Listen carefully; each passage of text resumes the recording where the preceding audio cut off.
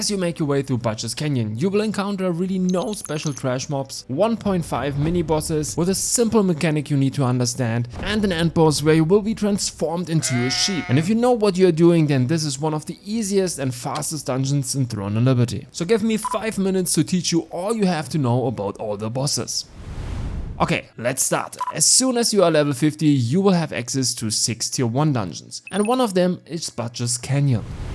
So there are really no important trash mobs in this dungeons. So there is a way to skip most of the trash mobs here in this dungeon by pulling them on the bridge and then pushing them down. That's all nice, but we won't cover this in this video, because at the beginning people would do the dungeon anyways completely normal. So let's come directly to the first mini-boss. This guy has only one important mechanic. He's summoning a shapeshifter. The shapeshifter will transform one player into a sheep that explodes after a short time. You can pass the transformation and the bomb to someone else. For this you only need to get close to another player. Every time you pass the bomb, the timer from the bomb also resets. As soon as you kill the shapeshifter, a blue area will appear under him. If you move the sheep onto the blue area, then the person will be transformed back. Okay, that's already it, everything you need to know for this fight.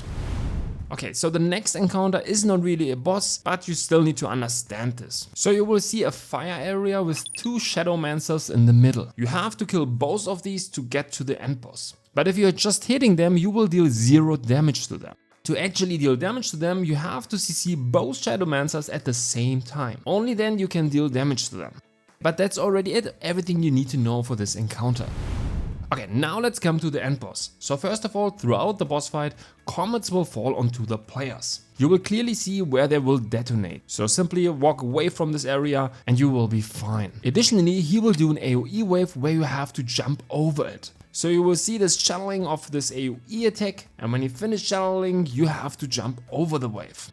You need to get used to the animation and then it's really nothing special.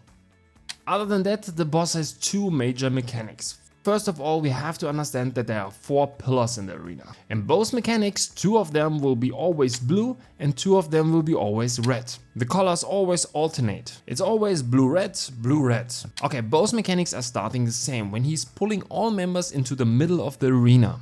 In the first mechanic, one player is transformed into a sheep, so similar what we have seen at the first mini-boss. Now at the same time, 2 fire rings around the boss are appearing.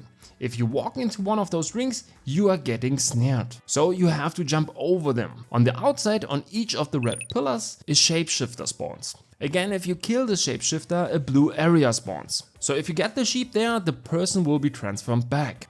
But the sheep can't jump, so you can't move over the fire area. Means you have to pass the sheep from player to player over this fire area. But important here that every player can only have once this sheep. So you need in total 3 players to get the sheep to the outside.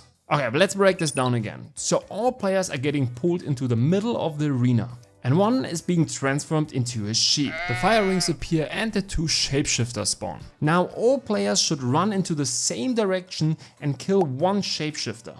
The player who has the sheep runs to the edge of the inner area. So while most of the players are killing the shapeshifter, one player can already get the sheep from the other player. Then he will be stuck in the second area. Then again, one other player needs to come and get the sheep from this person. Okay, the shapeshifter should be dead by now and should have dropped the blue area. Now the sheep can run there and transform back. Now it's important that everyone runs out of the middle because he will do an AoE attack in the middle of the arena. So as soon as you pass the sheep, you immediately run out of the middle area. Okay, the second mechanic is similar, but just way easier. Again, all players are getting pulled into the middle of the arena. Now this time one of those players is being rooted. At the same time, again, fire is spawning everywhere, and of course if you walk again into that fire, you will be again snared. So again, the boss will do an AoE attack in the middle of the area. But if one of your teammates is rooted in the middle, he can't escape.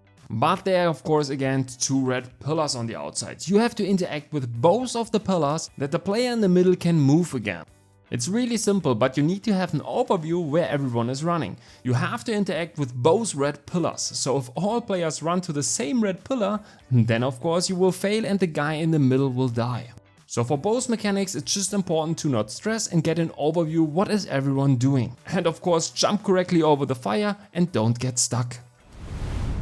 But that's it, everything you need to know about the dungeon. If there are still open questions, please don't hesitate and ask me in the comment section. If you are new to Throne of Liberty, just a reminder that there's a complete starter series where I explain all the fundamentals about the game. And if you like the content and want to support me, don't forget to like, subscribe. Thanks a lot and see ya in the next one.